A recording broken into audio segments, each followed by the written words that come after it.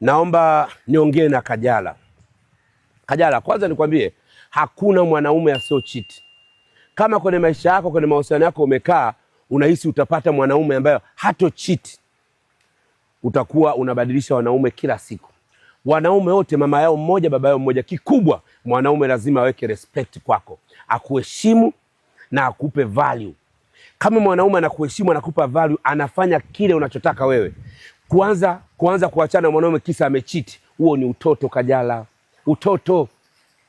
Je, anakuheshimu, umemchiti, amekuchiti, umemkuta, anasimama upande wa yule mwanamke aliochiti au anasimama kwako? Kama mwanamke anasimama kwako, mwanaume anasimama kwako, endelea naye. Utabadilisha wanaume wangapi Kajala? Utabadilisha wanaume wangapi? Hakuna mwanaume, nitafutie duniani kote mwanaume ambaye hajawahi kumchiti mpenzi wake, aje asimame hapa.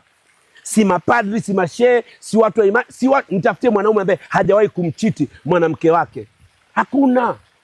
Kwa hiyo kama mwanaume amekuchiti, kuachana naye sio suluhisho. Huyo unaenda naye, unamfuata kuchiti. Wewe umechitiwa na wanaume wangapi? Ulikuwa na mahusiano mangapi ukachitiwa?